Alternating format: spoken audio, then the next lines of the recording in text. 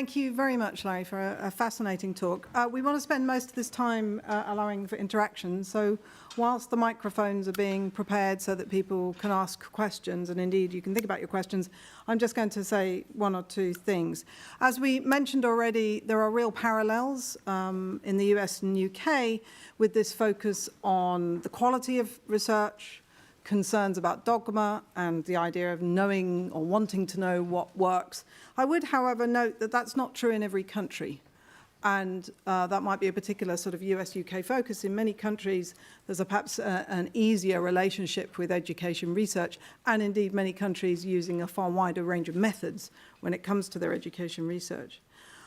In the UK, there's been a real step change, I think, with a multi-million-pound investment made by the UK government some 15, 20 years ago in the Education Endowment Foundation. So we can now claim to have done a large number of randomized control trials. And certainly EEF has done some positive things, in particular recognition of just the scale of investment that you need to do education research, which I think is the point Larry's making, that this needs to be a step change. A serious commitment, if you like. They've also done a lot to communicate research. But of course, randomized control trials don't necessarily provide all the answers. And one of the things I've noticed in the last 2 years, having been around long enough that these things come and go in cycles, I've started to see concerns about the number of nil results that the Education Endowment Foundation are getting from their trials. To the medic, that would suggest that the candidate interventions are not effective. And so we've got a lot of work to do to figure out what candidate interventions you might like to trial that are likely to be more effective. But of course, there's also a tendency, I think, for people to give up on the entire project and to blame the evaluation methods for the lack of significant findings. And I think that's something, as we go forward, we're going to have to be really careful to watch. But I think it does bring us to a very serious issue in this space, which is investment. Maybe it's the economist in me, but I think it's pretty core to what we're trying to do here. Is there an issue here about needing to expand the investment in education research, or is this an issue about needing to expand investment in education broadly, as well as in terms of education research? Can we actually do high-quality science, and particularly the kind of detailed intervention and evaluation work that we need to do without major investment? And I'm thinking that in countries where human capital and investment in education is taken extremely seriously, capacity to do education research is far greater.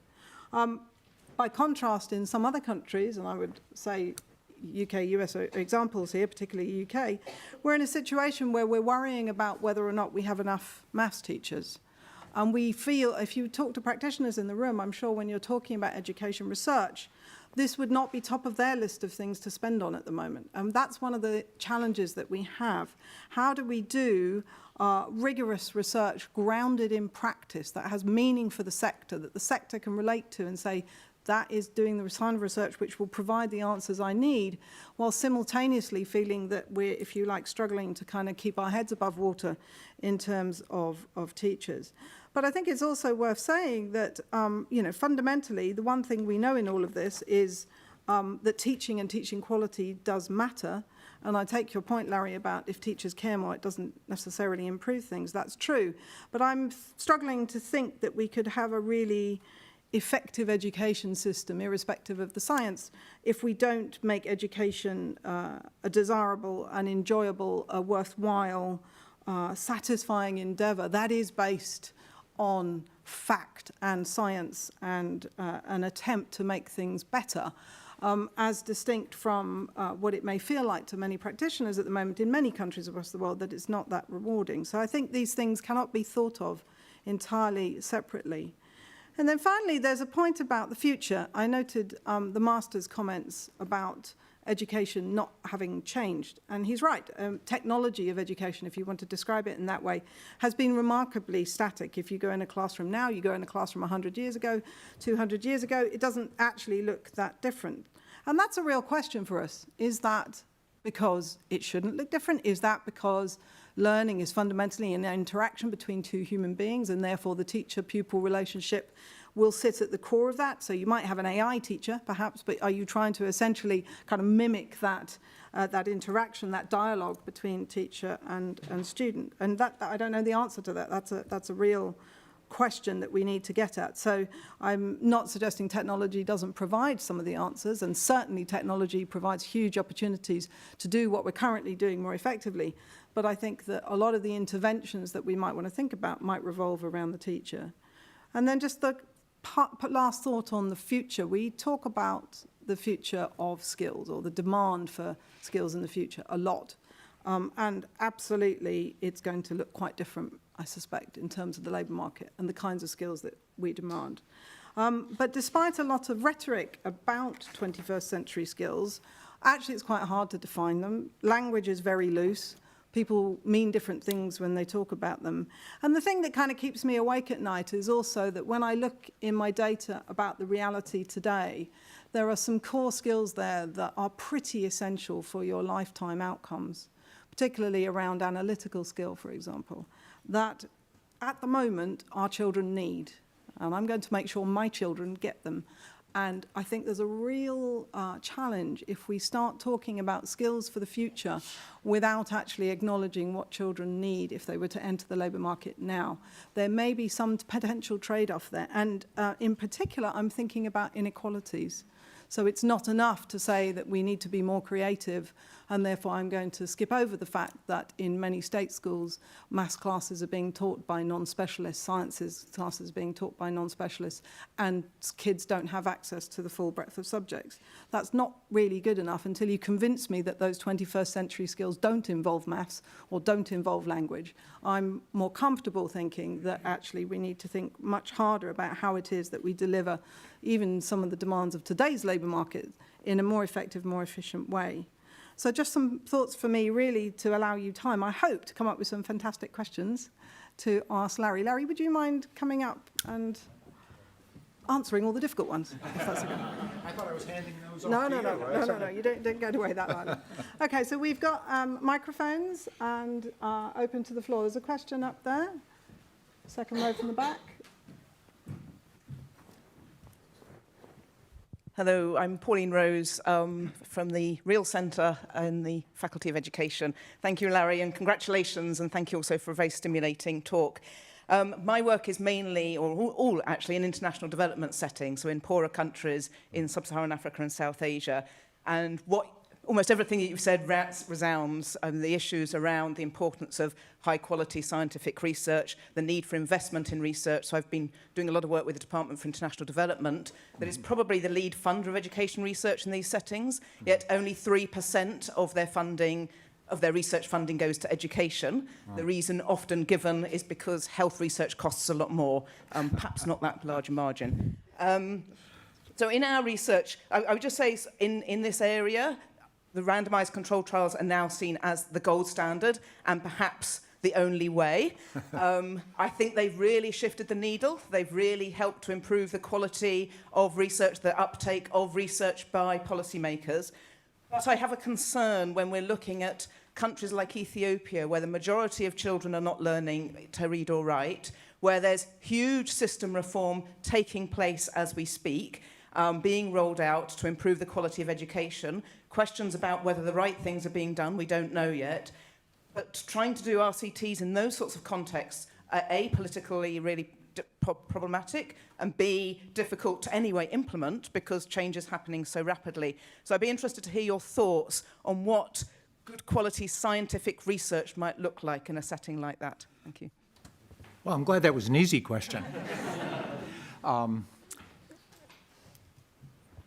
I guess the first thing I would say is I'm very glad to hear that your perspective that RCTs have become the gold standard of evidence, because I think in many areas, it's not that I'm a big advocate of randomized trials. It's just that we've learned that many of the other ways of knowing are flawed and can't give us reliable evidence in complicated situations where we don't understand all the processes in which that are influencing what happens. And education's a sort of a poster child for that kind of situation.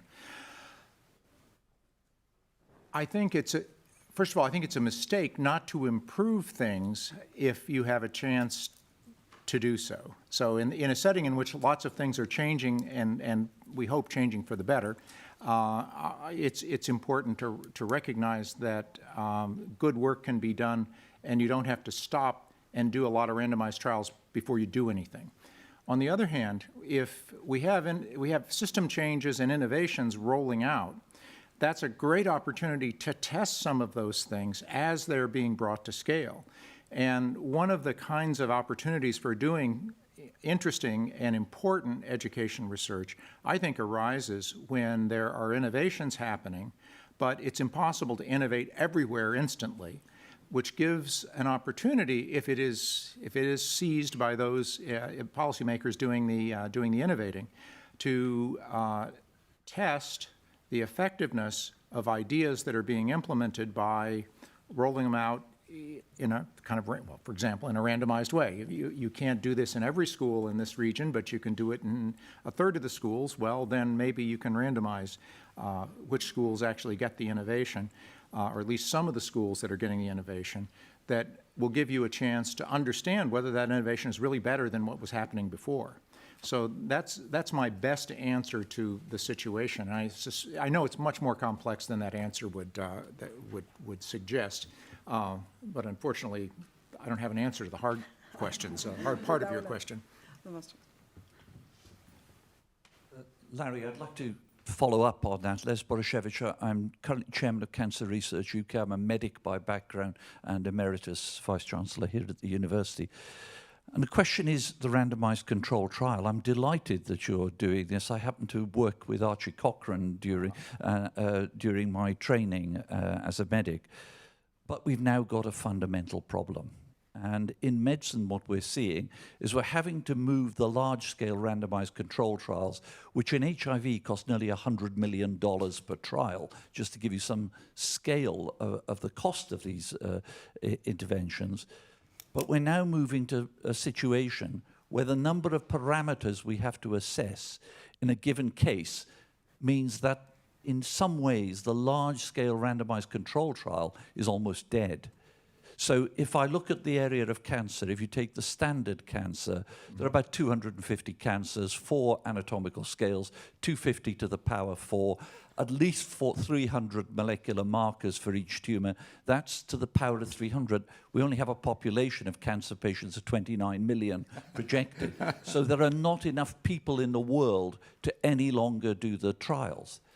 As you move to education, and now you have to add genomics to the evaluation of the optimum ability of a student to lead somewhere, you're going to have to find bridges between small-scale studies, meta-analysis, which is not that easy when you have to deal with multi-parameters that may or may not equate. We have to find new methodologies. And maybe the plea is here that those of us involved in the biological, life sciences, and medicine need to work more closely with the social sciences and educational researchers to develop overarching methodologies that can deliver best outcomes that you can then apply the meta-analytic status to actually to take them forward. It's a very real problem we're all going to face. I couldn't agree more with, I think, nearly everything you said, and I must say that I am in awe. I didn't get to know Archie Cochrane.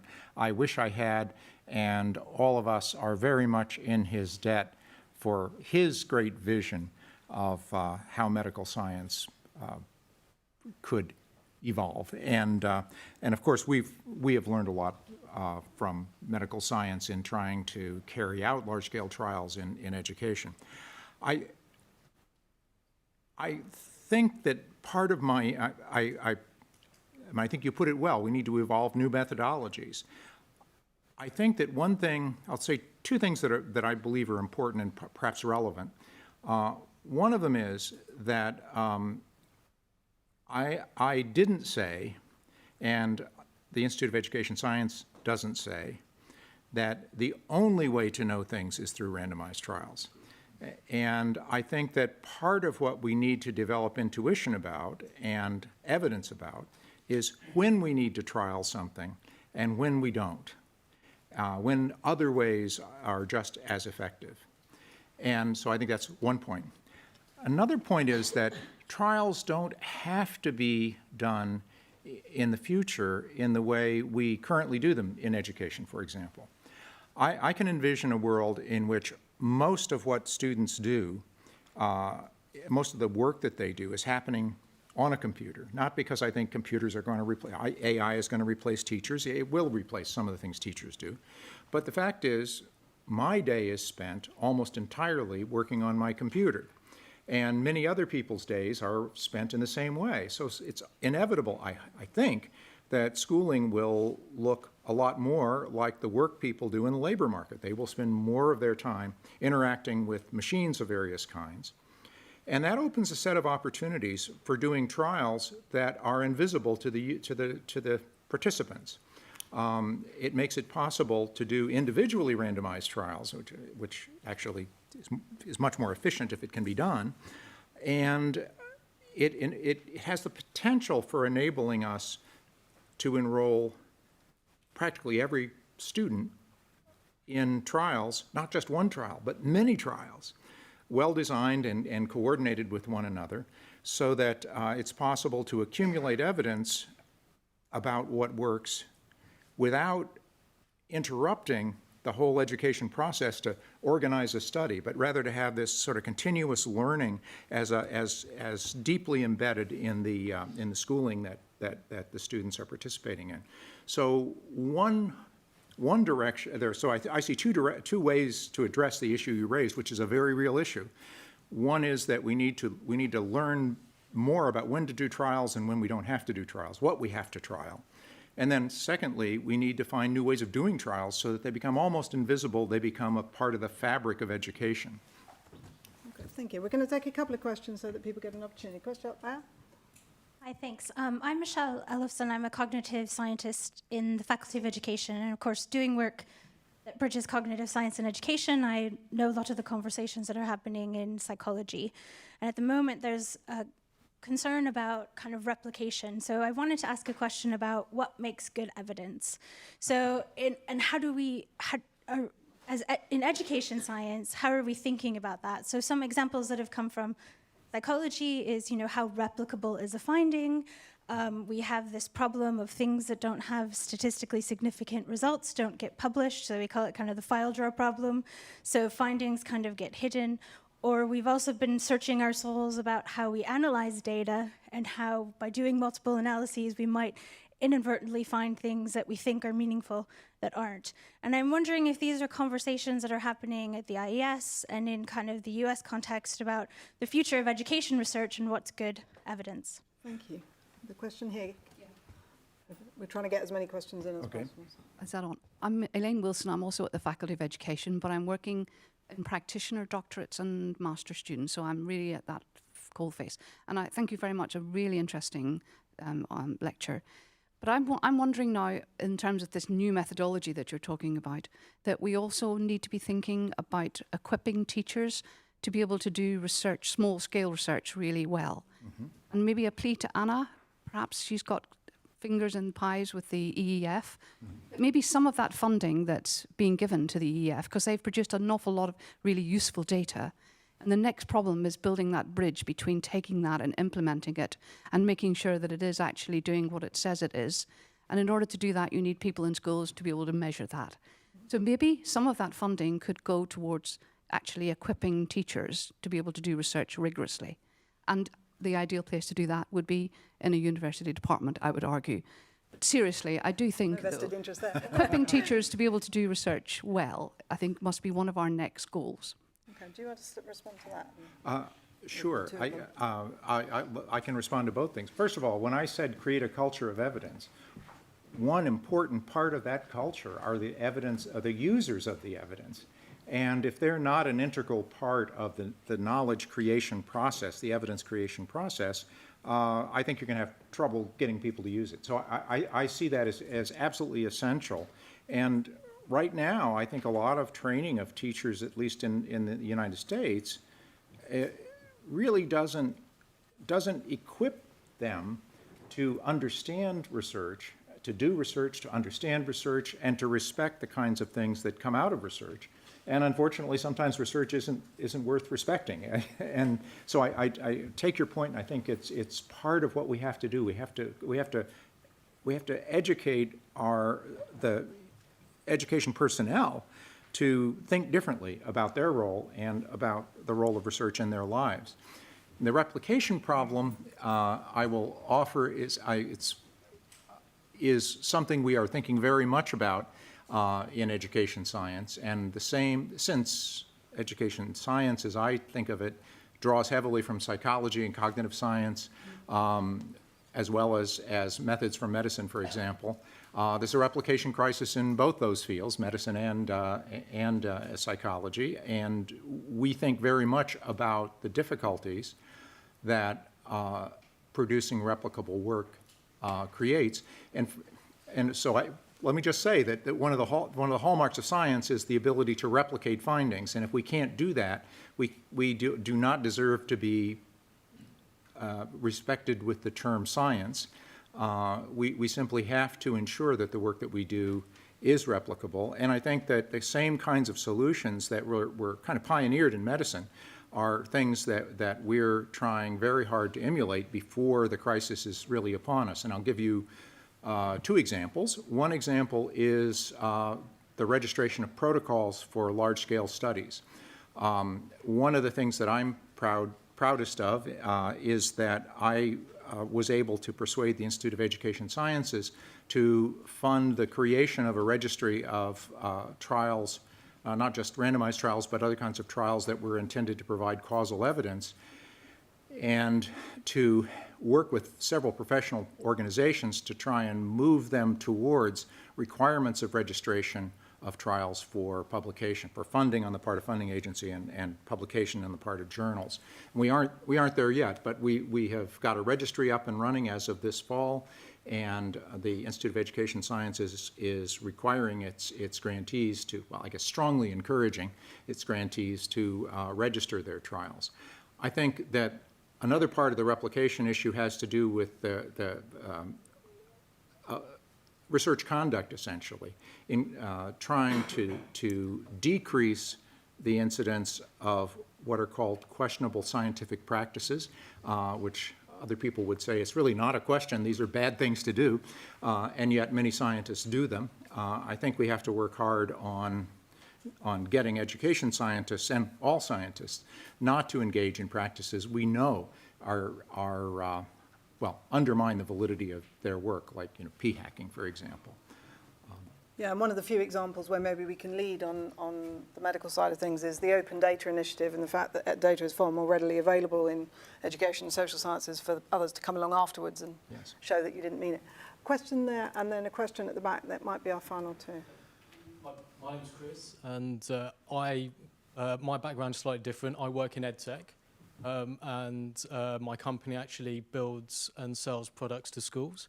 And right now we're doing things like looking at using coding to deliver the entire maths curriculum and how those can be mixed. But my question is slightly different because it's more about teaching and the implications of the research in the classroom. And there's four themes that really come out today. So the first one was that we're going to have to keep the questions quite short. Yeah, it will be short. It will be short. No four things. Okay, so the first thing is the key word for today is action.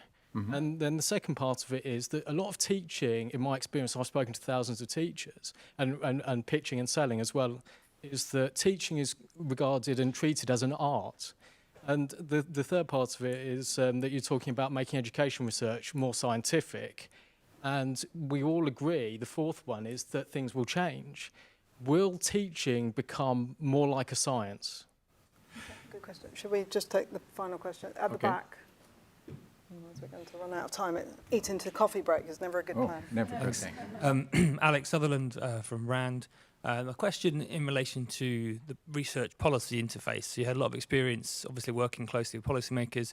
What would your one lesson be, or one kind of best bit of advice be on getting research into policy and getting policymakers to engage with it? That's a tough one. I'll answer the first one first because it's somewhat easier. I think that the art-science dichotomy is a false one. I think that in most endeavors, there's a certain amount of systematic knowledge that helps you be successful. whether it's being a painter or being a scientist or being a teacher. The role of science is to reduce the necessity for art in order to be successful. So in other words, what I hope education science does is not take the art out of teaching, but to allow every teacher to be able to have skills that make them as successful as the most artistically talented of teachers.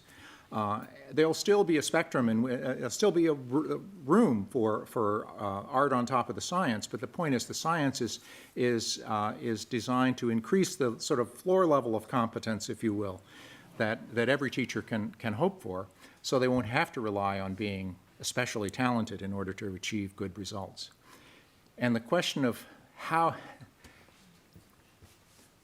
you know, I think I don't have an easy answer for that question, except to try to put myself in the role of a policymaker and to understand that policymakers like to have a rationale for what they're doing that isn't entirely their own volition, especially if their policy is not as successful as they hoped it would be.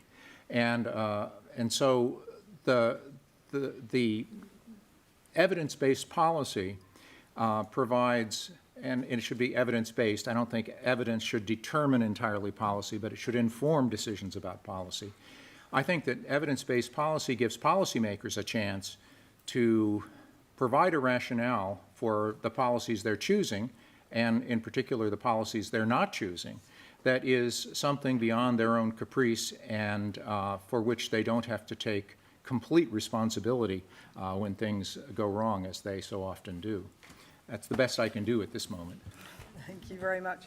I know lots of you had further questions. Maybe you can grab Larry in the break, but for the moment, can we give him a huge round of applause for a great talk?